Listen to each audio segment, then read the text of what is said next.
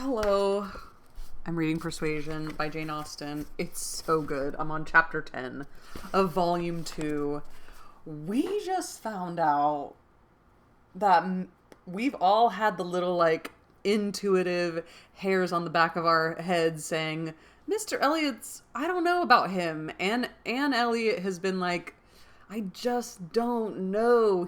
How is he so changed from before he, totally dissed my dad and now he's just back? What is the deal? And I myself was like, he's not in it for Elizabeth, he's in it for the money.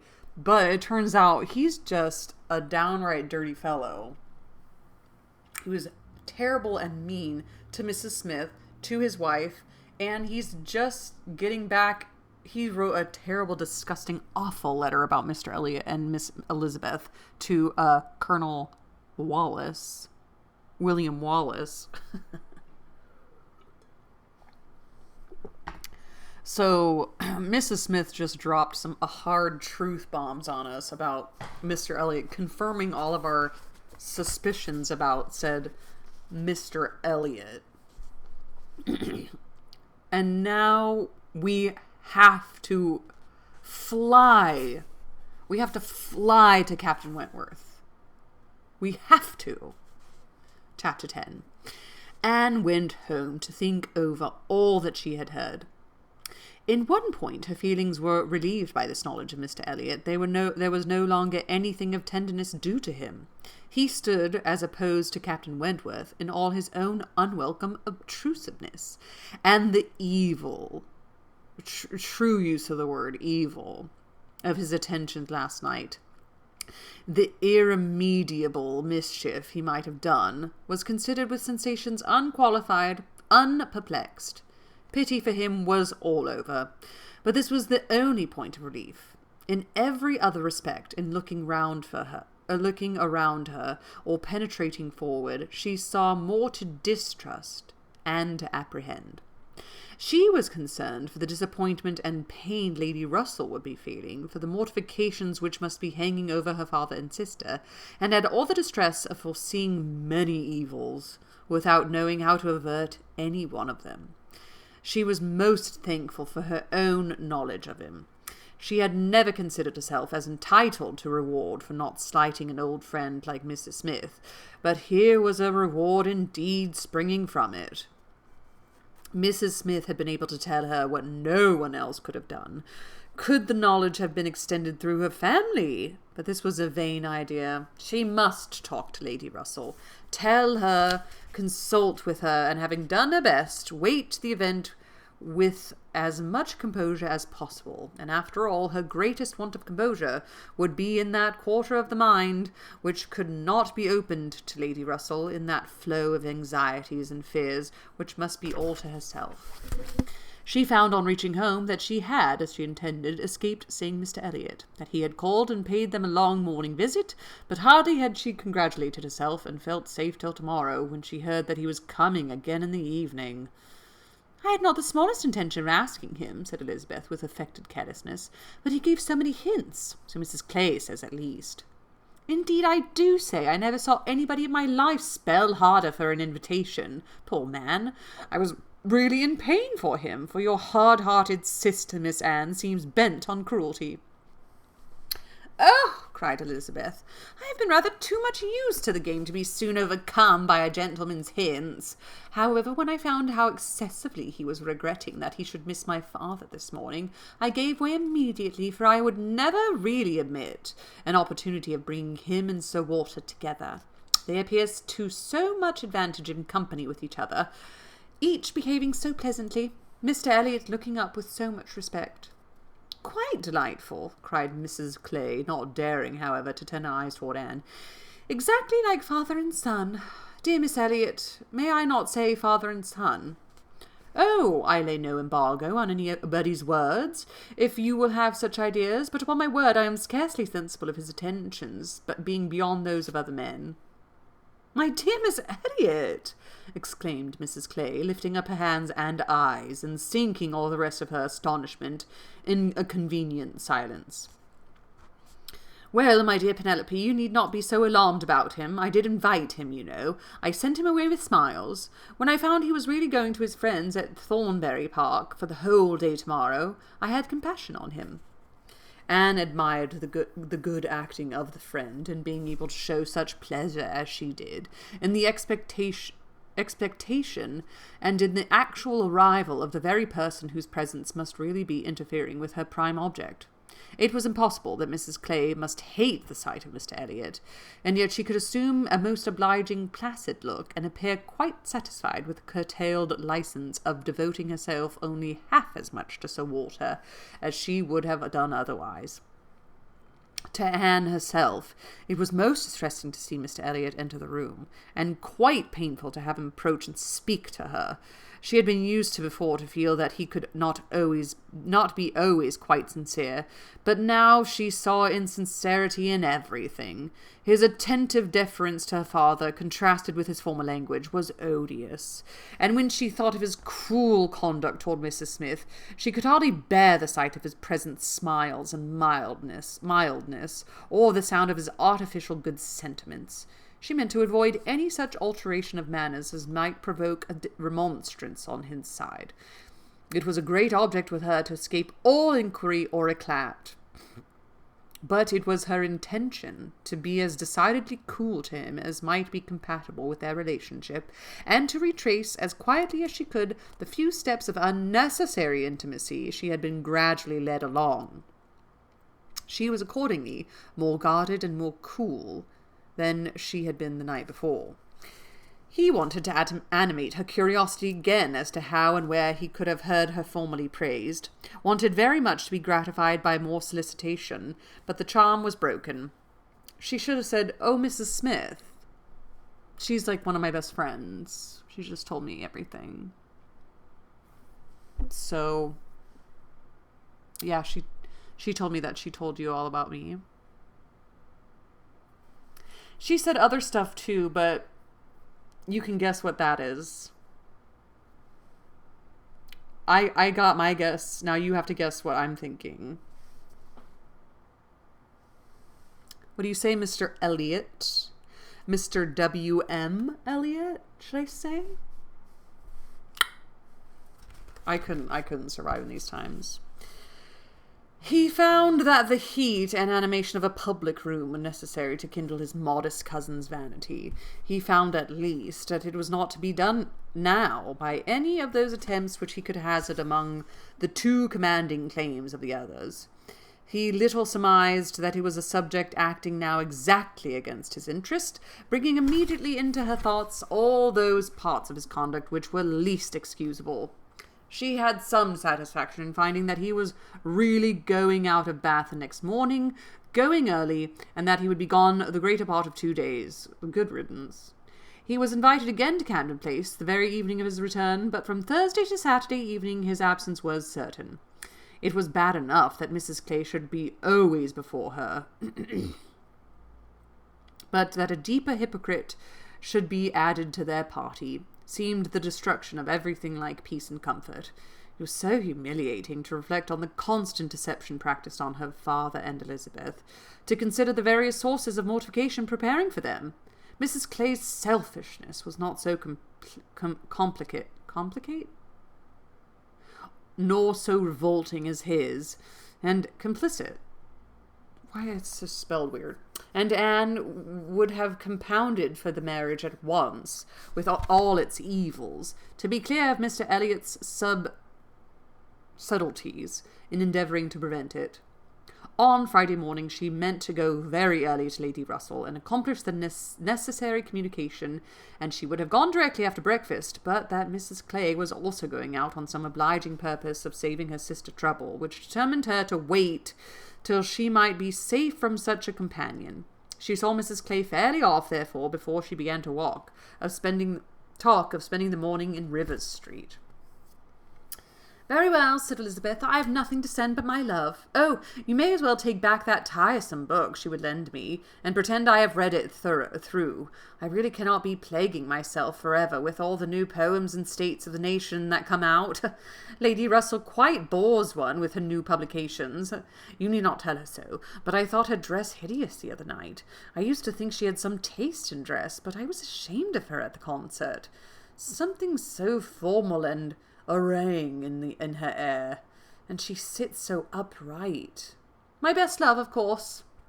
And mine, added Sir Walter, kindest regards, and you may say that I mean to call upon her soon.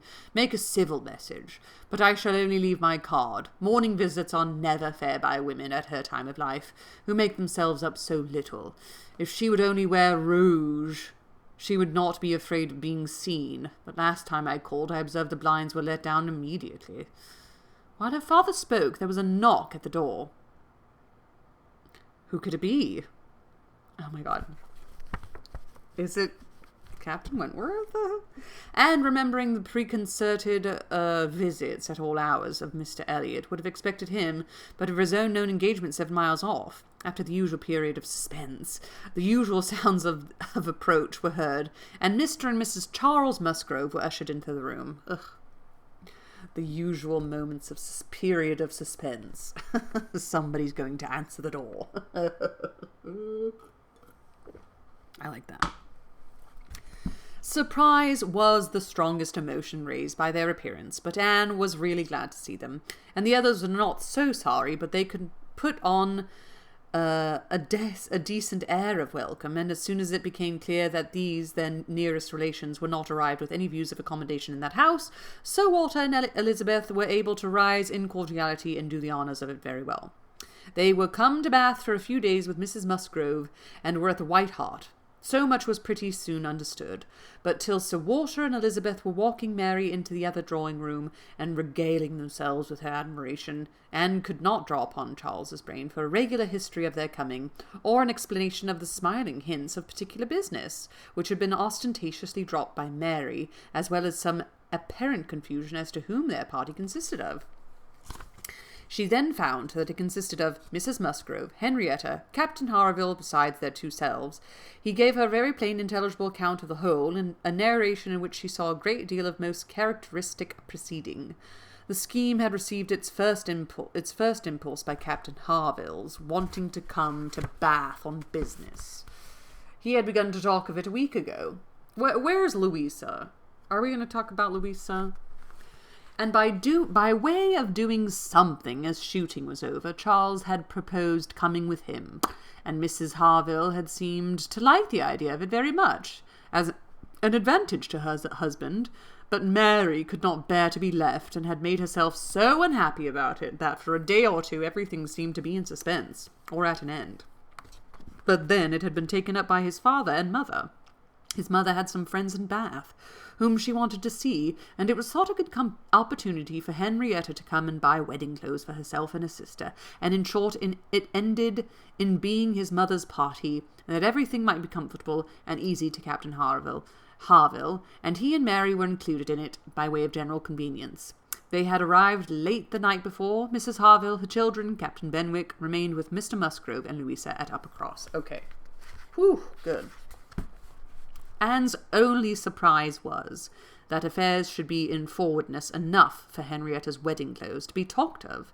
She had imagined such difficulties of fortune to exist there as much as must prevent the marriage from being near at hand, but she learned from Charles that very recently, since Mary's last letter to herself, Charles Hayter had been applied to by a friend to hold a living for a youth who could not possibly claim it under many years, and that, on the strength of his present income, with almost a certainty of something more permanent long before the term in question, the 2 families had consented to the young people's wishes, and that their marriage was likely to take place in a few months, quite as soon as Louisa's.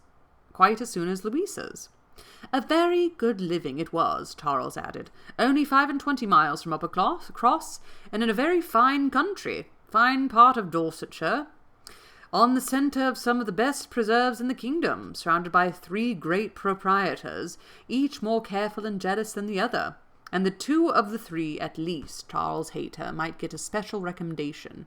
Not that he will value it as he ought, he observed. Charles is too cool about sporting. That's the worst of him.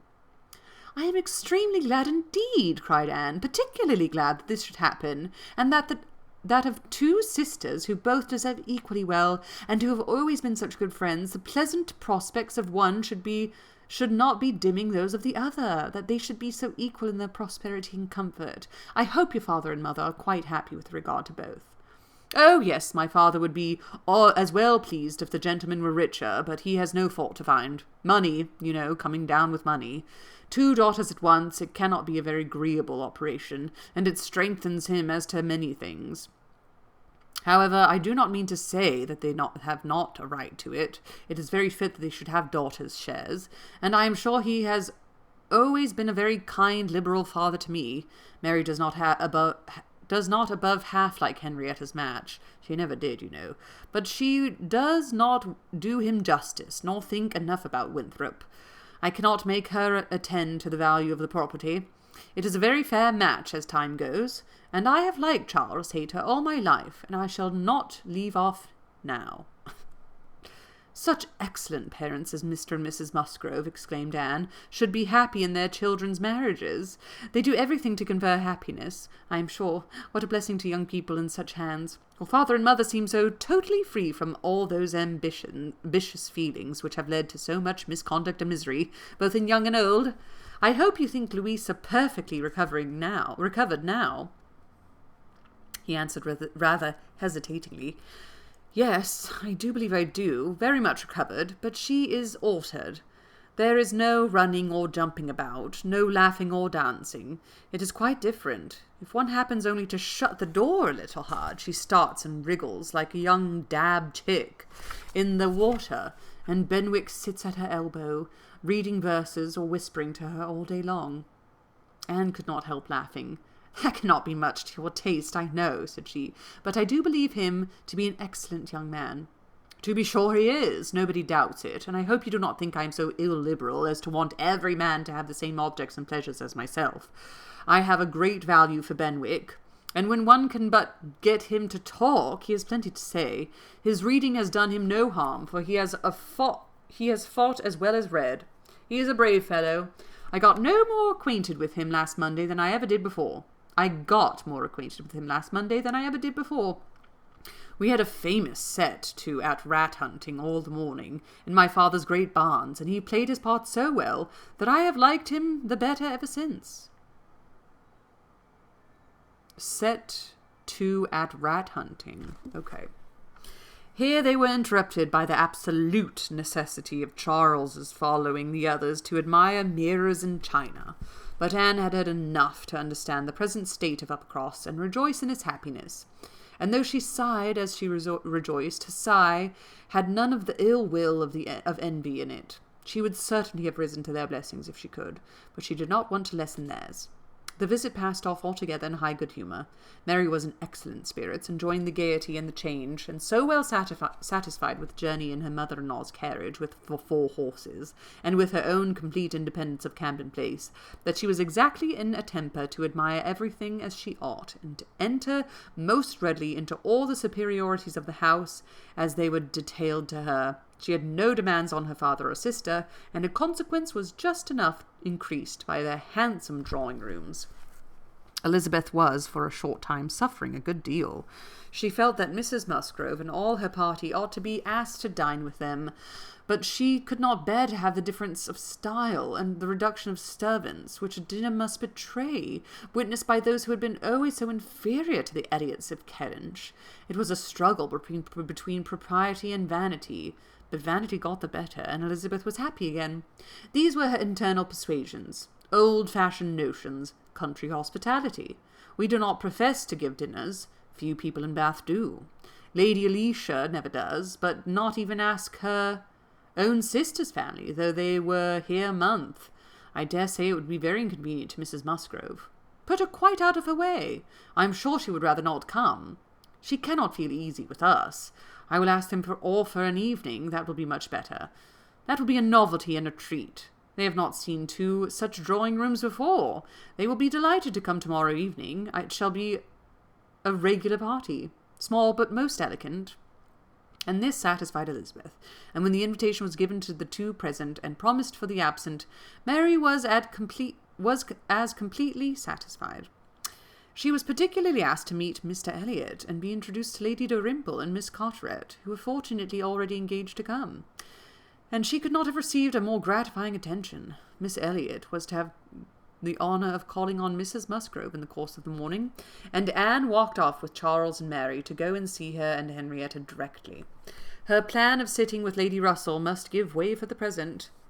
They all three called in Rivers Street for a couple of minutes, but Anne convinced herself that a day's delay of the intended communication could be of no consequence, and hastened forward to the White Hart to see again the friends and companions of last autumn, with an eagerness of goodwill which many associations contributed to form.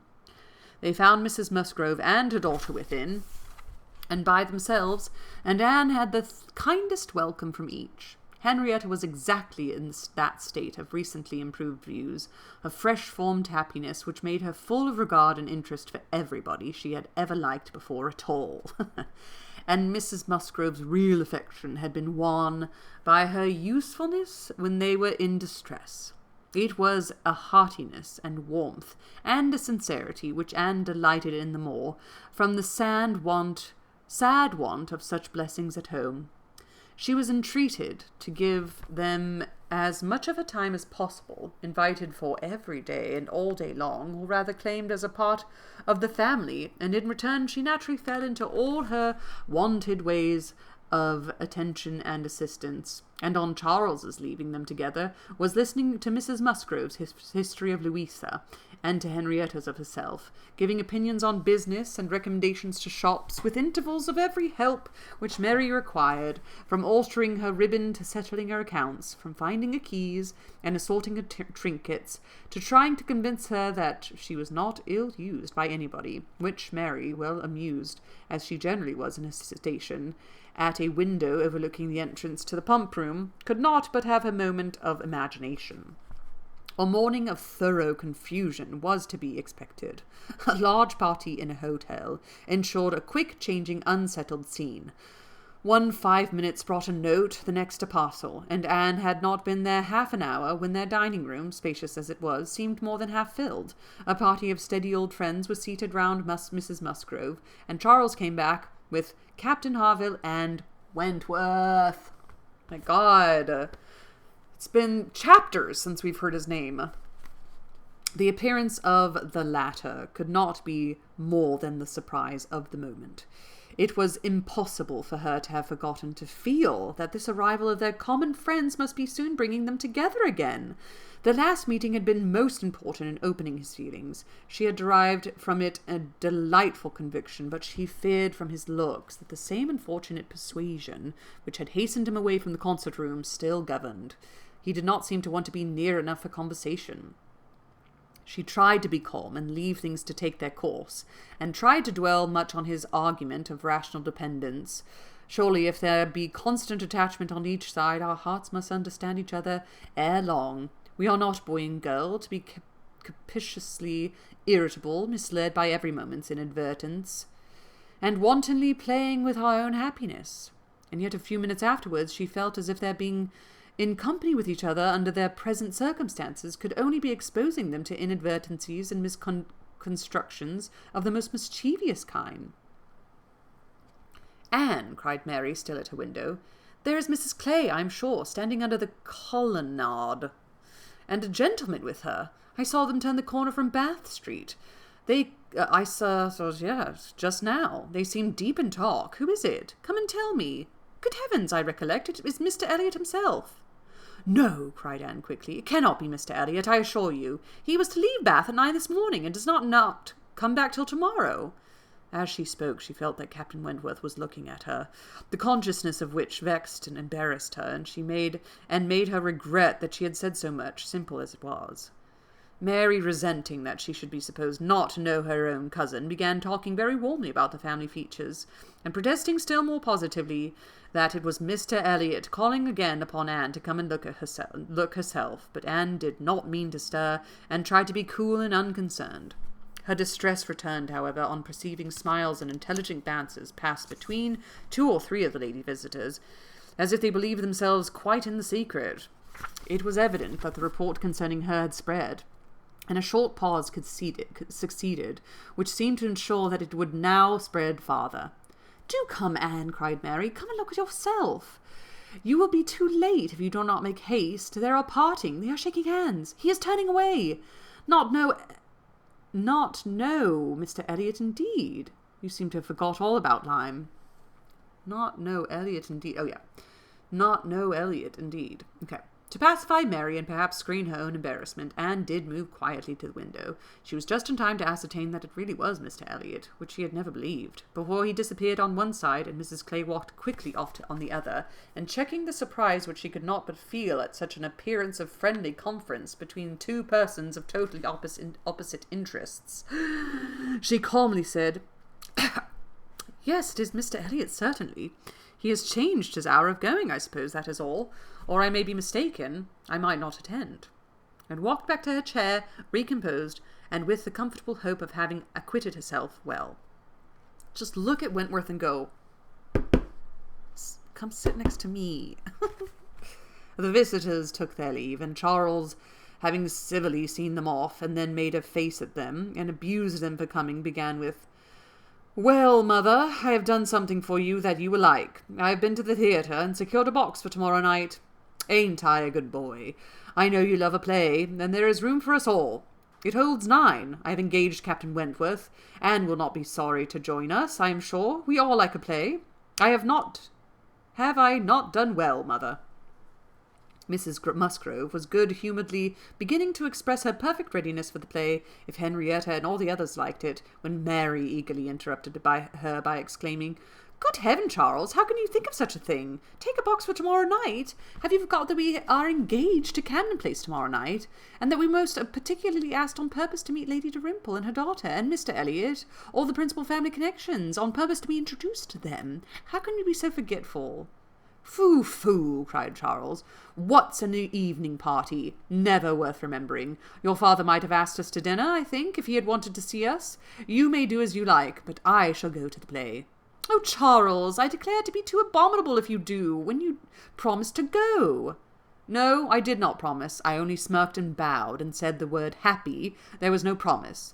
"But you must go, Charles. It would be unpardonable to fail. We were asked on purpose to be introduced. There was always such great connection between the Dalrymples and ourselves. Nothing ever happened on either side that was not announced immediately. We are quite near relations, you know. And Mr. Elliot, too, whom you ought so particularly to be acquainted with. Every attention is due to Mr. Elliot. Consider my father's heir, the future representation of the family."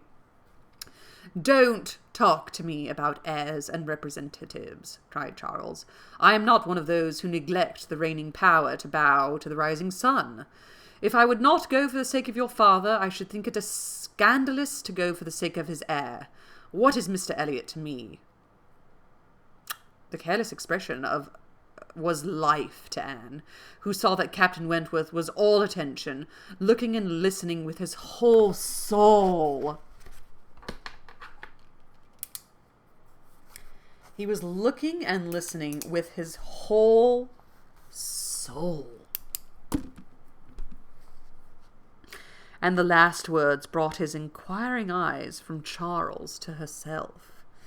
Charles and Mary still talked on in the same style, he half serious and half jesting, maintaining the scheme for the play, and she invariably serious, most warmly opposing it, and not omitting to make it known, that however determined to go to Camden Place herself, she should not think herself very well used, if they went to the play without her. Mrs. Musgrove interposed. "We had better put it off, Charles. You had much better go back and change the box for Tuesday.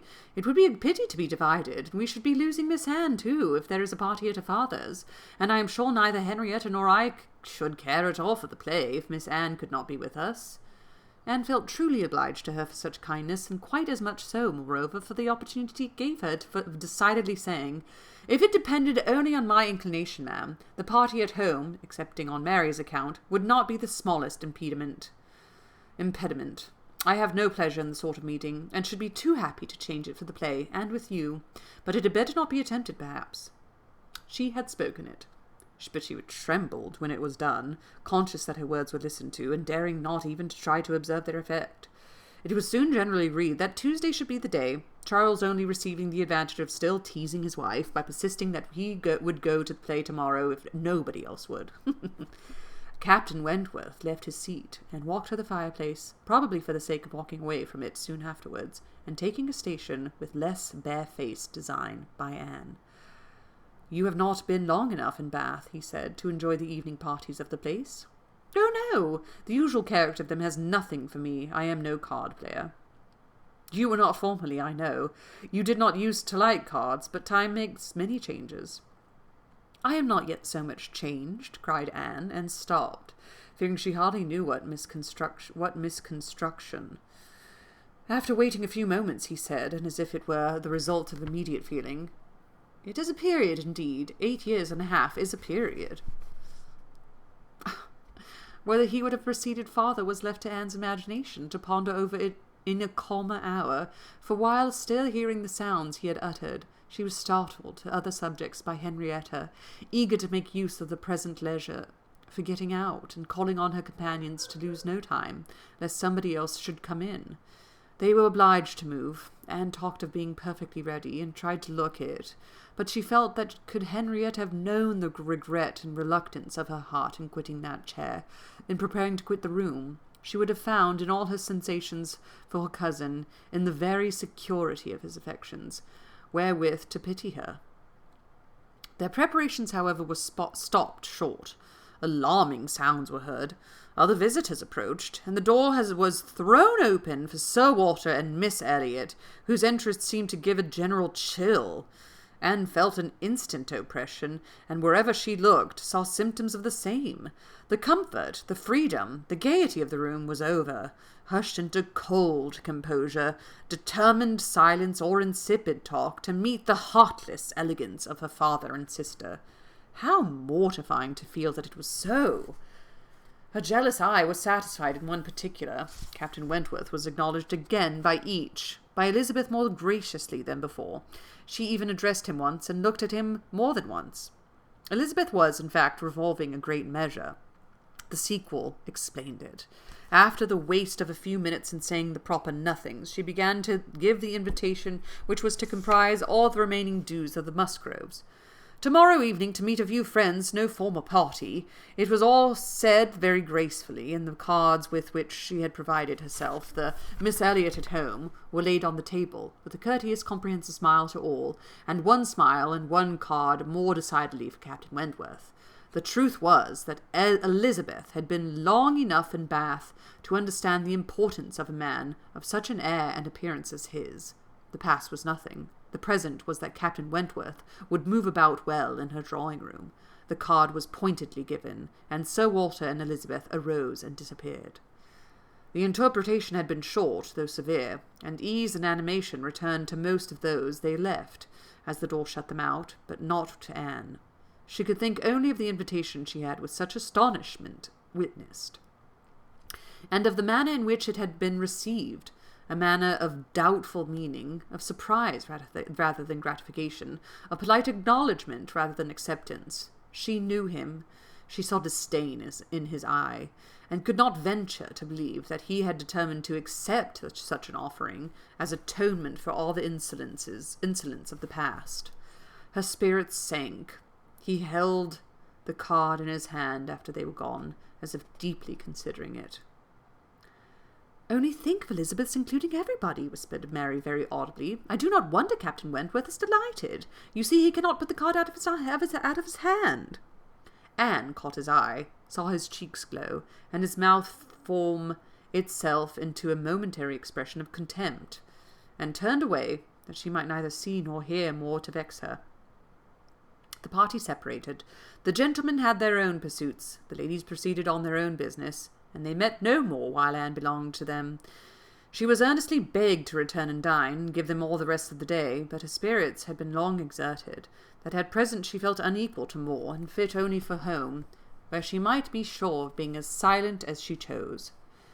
Promising to be with them the whole of the following morning, therefore, she closed the fatigues of the present by a toilsome walk to Camden Place, there to spend the evening chiefly in listening to the busy arrangements of Elizabeth and Mrs. Clay for the morrow's party, the frequent enumeration of the persons invited, and the continual improving detail of all the embellishments which were to make it the most completely elegant of its kind in Bath, while harassing herself in secret with the never-ending question of whether Captain Wentworth would come or not.